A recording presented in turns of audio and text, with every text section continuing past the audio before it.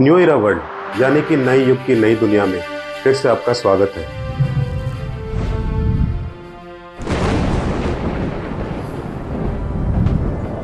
एक हिंदू त्योहार करवा चौथ, जो उत्तरी और पश्चिमी भारत की हिंदू महिलाओं द्वारा कार्तिक के हिंदू चंद्र महीने पर अक्टूबर या नवंबर के आसपास मनाया जाता है। कई हिंदू त्योहारों की तरह करवा चौथ हिंदू कैलेंडर के चंद्र सौर संस्करण पर आधारित है। यह त्योहार पूर्णिमा के चौथे दिन पड़ता है। करवा चौथ पर महिलाएं अपने पति या भावी साथी की सुरक्षा और दीर्घायु के लिए सूर्योदय से चंद्रोदय तक व्रत रखती है। करवा चौथ व्रत पारंपरिक रूप से दिल्ली, हरियाणा, राजस्थान, पंजाब, जम्मू, मध्य प्रदेश, उत्तर प्रदेश, हिमाचल प्रदेश राज्यों में मनाया जाता है, जबकि आंध्र प्रदेश में इसे अटला ताड़े के नाम से मनाया जाता है। इसके ओरिजिन की अगर हम बात करें, मूल करवा जो बर्तन होता है, पानी का एक छोटा मिट्टी का बर्तन, उसके लिए एक शब्द है और चौथ का हिंदी में अर्थ होता है चौथा। संस्कृत ग्रंथों में त्योहार को कराका चतुर्थी कहा जाता है। कराका का अर्थ है मिट्टी का पानी का घड़ा और चतुर्थी जो चंद्र हिंदू महीने के चौथे दिन को दर्शाता है। करवा चौथ ज़्यादातर उत्तरी भारत में मनाया जाता है। एक ज़माने में राजपूत पुरुषों द्वारा अक्सर दूर दराज के स्थानों पर सैन्य अभियान चलाए जाते थे, जिसके तहत राजपूत पुरुष अपनी पत्नियों और बच्चों को घर पर छोड़कर युद्ध के लिए निकल जाते थे। उनकी पत्नियां अक्सर उनकी सुरक्षित वापसी के लिए प्रार्थना करती थी। करवा चौथ से कुछ दिन पहले विवाहित महिलाएं नए करवा यानी कि गोलाकार मिट्टी के बर्तन खरीदती थी और उन्हें बाहर से सुंदर डिजाइनों से रंगती थी।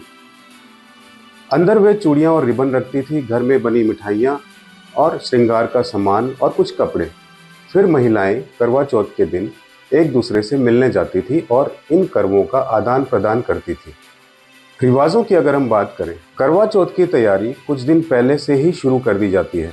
श्रृंगार, आभूषण और पूजा प्रार्थना का सामान जैसे करवा लेप, मट्ठी, मेहंदी और सजी हुई पूजा की थाली खरीदकर स्थानीय बाजारों में उत्सव जैसा माहौल हो जाता है, क्योंकि दुकानदार अपने करवा चौथ से संबंधित उत्पादों पर बहुत सारी चीज़ें प्रदर्शित करते हैं। व्रत के दिन पंजाब क्षेत्र की महिलाएं सूर्योदय से ठीक पहले खाने और पीने के लिए उठती हैं। उत्तर प्रदेश में त्योहार की पूर्व संध्या पर उत्सव मनाने वाले लोग चीनी में दूध के साथ सूत फैनी खाते हैं। ऐसा कहा जाता है कि इससे उन्हें अगले दिन बिना पानी के रहने में मदद मिल जाती है। पंजाब में सरगी भोर से पहले के भोजन का एक महत्वपूर्ण हिस्सा है और इसमें हमेशा फैनियाँ शामिल होती हैं। सरगी व्रत करने वाली महिला को उसकी सास द्वारा भेजा या दिया जाना एक पारंपरिक प्रथा है। यदि वह अपनी सास के साथ रहती है तो सुबह का भोजन सास द्वारा तैयार किया जाता है। करवा चौथ के अवसर पर व्रत रखने वाली महिलाएं सर्वश्रेष्ठ दिखने के लिए पारंपरिक साड़ियाँ या लहंगा जैसी करवा चौथ विशेष पोशाकें पहनना पसंद करती हैं। कुछ क्षेत्रों में महिलाएं अपने राज्य की पारंपरिक पोशाकें पहनती हैं। व्रत भोर से शुरू होता है। व्रत रखने वाली महिलाएं दिन में भोजन नहीं करती। हिंदू पत्नियां अपने पति की लंबी उम्र के लिए करवा चौथ पर व्रत के साथ साथ कई तरह के अनुष्ठान भी करती हैं। संत गरीबदास जी महाराज कहते हैं, काहे जो करवा चौथ कहानी, तास गदाहरी निश्चय जानी, करे एकादशी संजम सोए, करवा चौथ गदाहारी होए। व्रत के पारंपरिक पालन में उपवास करने वाली महिला आमतौर पर घर का कोई काम नहीं करती है। महिलाएं खुद पर और एक दूसरे पर मेहंदी और अन्य सौंदर्य प्रसाधन लगाती हैं। दोस्तों और रिश्तेदारों से मिलने जुलने में दिन बीत जाता है। कुछ क्षेत्रों में चूड़ियाँ, रिबन, घर में बनी मिठाइयाँ, सौंदर्य प्रसाधन और छोटे कपड़े के सामान जैसे रुमाल और भरे चित्रित मिट्टी के बर्तन देने और बदलने की भी प्रथा है। चूंकि ग्रामीण इलाकों में खरीफ की फसल की कटाई के तुरंत बाद करवा चौथ आता है, इसलिए यह सामुदायिक उत्सव और उपहारों के आदान प्रदान के लिए एक अच्छा समय है। माता पिता अक्सर अपनी विवाहित बेटियों और अपने बच्चों को उपहार भेजते हैं। शाम को केवल महिलाओं के लिए एक सामुदायिक समारोह आयोजित किया जाता है, जहाँ पे ये फंक्शन बहुत अच्छे से मनाया जाता है। प्रतिभागी अच्छे कपड़े पहनते हैं, आभूषण पहनते हैं और मेहंदी लगाते हैं और कुछ क्षेत्रों में अपनी शादी की पोशाक की पूरी सजावट भी करते हैं। व्रत रखने वाले अपनी पूजा की थालियों के साथ एक घेरे में बैठते हैं। क्षेत्र और समुदाय के आधार पर करवा चौथ की कहानी का एक संस्करण नियमित विराम के साथ सुनाया जाता है। कथावाचक आमतौर पर एक वृद्ध महिला या पुजारी होता है, यदि कोई मौजूद हो, करवा चौथ पूजा गीत सामूहिक रूप में गाया जाता है। महिलाएं कहानी सुनते समय अपने हाथों में चावल आदि रखती हैं। उत्तर प्रदेश और राजस्थान में प्रतिभागी आपस में 7 बार करवा बदलते हैं। राजस्थान में 7 बार जल चढ़ाने से पहले व्रती महिला से पूछा जाता है, धापी की नहीं धापी, क्या आप तृप्त हैं? जिस पर वो जवाब देती है, जल से धापी, सुहाग से ना धापी। मैं पानी से तृप्त हूँ लेकिन अपने पति के प्यार से नहीं। उत्तर प्रदेशियों द्वारा आयोजित एक वैकल्पिक अनुष्ठान पृथ्वी गौर माता की प्रार्थना है। विशेष रूप से उत्सव मनाने वाले थोड़ी सी मिट्टी लेंगे, पानी छिड़केंगे और फिर उस पर कुमकुम लगाएंगे और इसे उपजाऊ धरती माता की मूर्ति यानी कि अभिव्यक्ति के रूप में मानेंगे। राजस्थान में कहानियां परिवार की वृद्ध महिलाओं द्वारा सुनाई जाती हैं, जिनमें करवा चौथ, शिव पार्वती और गणेश की कथाएं शामिल हैं। पहले के समय में मिट्टी और गाय के गोबर से गौर माता की मूर्ति बनाई जाती थी, जिसे अब पार्वती की मूर्ति से बदल दिया गया है। प्रत्येक व्रती महिला करवा कथा सुनते समय अपनी थाली में मिट्टी का दीपक जलाती है। थाली में सिंदूर, अगरबत्ती और चावल भी रखे जाते हैं। उत्तर प्रदेश में एक पुजारी या परिवार की एक बुजुर्ग महिला बीज बेटी या वीरावती की कहानी सुनाती है। उत्सव मनाने वाले लोग मिट्टी से शिव, पार्वती और गणेश की मूर्तियां बनाते हैं और उन्हें रंगीन और चमकीले कपड़ों और आभूषणों से सजाते हैं। 7 बार करवा बदलते समय गाते हैं, सदा सुहागन करवे लो, पति की प्यारी करवे लो, 7 भाइयों के बहन करवे लो, व्रत करनी करवे लो, सास की प्यारी करवे लो। इसके बाद व्रत करने वाले लोग मूर्तियों यानी कि मनसाना को बायना यानी कि हलवा, पूरी, नमकीन मठरी, मीठी मठरी आदि जैसे उपहारों का मिश्रण चढ़ाते हैं और अपनी सास या भाभी को सौंप देते हैं। फेरा समारोह संपन्न होता है। महिलाएं चांद निकलने के लिए इंतजार करती हैं। एक बार चंद्रमा दिखने के बाद क्षेत्र के समुदाय के आधार पर व्रत रखने वाली महिला के लिए चंद्रमा और उसके प्रतिबिंब को पानी के भरे बर्तन में छलनी के माध्यम से या दुपट्टे के माध्यम से देखना प्रथागत है। फिर महिला छलनी से अपने पति का चेहरा देखती है। चंद्रमा यानी कि चंद्र देवता का आशीर्वाद प्राप्त करने के लिए उन्हें जल यानी कि अर्घ अर्पित किया जाता है। कुछ क्षेत्रों में महिला अपने पति के जीवन के लिए एक संक्षिप्त प्रार्थना करती है। ऐसा माना जाता है कि इस चरण में अपने उपवास से आध्यात्मिक रूप से मजबूत होकर महिला सफलतापूर्वक मृत्यु यानी कि यम का सामना कर सकती हैं और उन्हें हरा सकती हैं।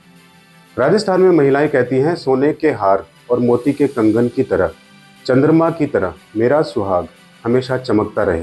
तब उसका पति थाली से पानी लेता है और अपनी पत्नी को देता है। दिन के दौरान पानी का पहला घूंट लेने से अब उपवास टूट जाता है और महिला पूरा भोजन कर सकती है। अविवाहित लड़कियों द्वारा करवा चौथ रखना हाल के दिनों में एक चलन बन गया है, जो मुख्य रूप से एक आदर्श जीवन साथी खोजने की इच्छा से प्रेरित है, जबकि पारंपरिक रूप से यह उपवास अनुष्ठान विवाहित महिलाओं के लिए अपने पति की भलाई और दीर्घायु की पूजा प्रार्थना करने के लिए आरक्षित है। अगर हम बात करें ट्रेडिशनल टेल्स यानी कि पारंपरिक कहानियों की, तो करवा चौथ त्योहार से जुड़ी कई सारी किंवदंतियां हैं। रानी वीरावती की कहानी। वीरावती नाम की एक खूबसूरत रानी 7 भाइयों की इकलौती बहन थी। एक विवाहित महिला के रूप में उन्होंने अपना पहला करवा चौथ अपने माता पिता के घर बिताया। उसने सूर्योदय के बाद कठोर उपवास शुरू कर दिया, लेकिन शाम तक वह चंद्रोदय की प्रतीक्षा कर रही थी, क्योंकि वह गंभीर प्यास और भूख से पीड़ित थी। उसके 7 भाइयों को लगा कि अपनी बहन को इतनी परेशानी में वो नहीं देख सकते और उन्होंने पीपल के पेड़ पर एक दर्पण बनाया, जिससे ऐसा लगे मानो चंद्रमा उगाया हो। बहन ने उसको चांद समझ लिया और अपना व्रत तोड़ दिया। जैसे ही उसने भोजन का पहला निवाला खाया, उसे छींक आ गई। उसके दूसरे निवाले में उसे बाल मिले। तीसरे के बाद उसे अपने पति राजा की मृत्यु की खबर मिली। उसका दिल टूट गया। वह रात भर रोती रही, जब तक कि उसकी शक्ति ने एक देवी को प्रकट होने और पूछने के लिए मजबूर नहीं किया कि वह क्यों रो रही है। जब रानी ने अपनी परेशानी बताई तो देवी ने बताया कि कैसे उसके भाइयों ने उसे धोखा दिया था और उसे पूरी भक्ति के साथ करवा चौथ व्रत दोहराने का निर्देश दिया। जब वीरावती ने व्रत दोहराया तो यम को उसके पति को पुनर्जीवित करने के लिए मजबूर होना पड़ा था। इस कहानी के एक संस्करण में भाई एक पहाड़ के पीछे एक विशाल आग जलाते हैं और अपनी बहन को यह विश्वास दिलाकर धोखा देते हैं कि वह चमक जो है चंद्रमा की है। उसने अपना उपवास तोड़ दिया और खबर आई कि उसके प्यारे पति की मृत्यु हो गई थी। वह तुरंत अपने पति के घर की ओर भागने लगती है, जो कुछ दूर है, और शिव पार्वती उसे रोक लेते हैं। पार्वती ने उसके सामने छल का खुलासा किया। पत्नी ने अपने पवित्र रक्त की कुछ बूंदें देने के लिए अपनी छोटी उंगली काट दी और उसे भविष्य में पूर्ण उपवास रखने में सावधानी बरतने का निर्देश दिया। पत्नी ने अपने मृत पति पर पार्वती का खून छिड़का और जीवन में वापस आकर वे उनसे फिर से मिल गए। इस व्रत और इससे जुड़े अनुष्ठानों की मान्यता महाभारत की एक कथा के साथ भी जुड़ी है।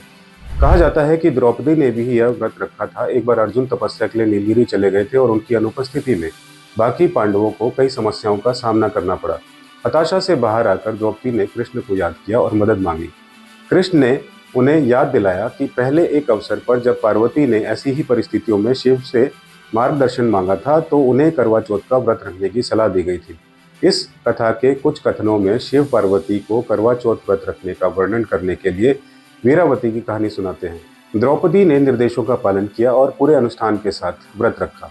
परिणाम स्वरूप पांडव अपनी समस्याओं पर काबू पाने में सक्षम हुए। काफी प्रचलित है वो करवा की कथा। करवा नाम की एक स्त्री अपने पति के प्रति बहुत समर्पित थी। उनके प्रति उनके गहन प्रेम ने उन्हें आध्यात्मिक शक्ति प्रदान की। एक नदी पर नहाते समय उनके पति को एक मगरमच्छ ने पकड़ लिया। करवा ने मगरमच्छ को सूती धागे से बांध दिया और यम यानी कि मृत्यु के देवता यम हैं, उनसे मगरमच्छ को नरक भेजने के लिए कहा। यम ने मना कर दिया। करवा ने यम को शाप देने और उसे नष्ट करने की धमकी दी। पतिव्रता पत्नी द्वारा श्राप दिए जाने के डर से यम ने मगरमच्छ को नरक भेज दिया और करवा के पति को लंबी उम्र का आशीर्वाद दिया। ये सभी कथाएं हमने ढूंढ के निकाली हैं। सच क्या है हमें नहीं पता। सत्यवान और सावित्री की कथा आपने सुनी होगी।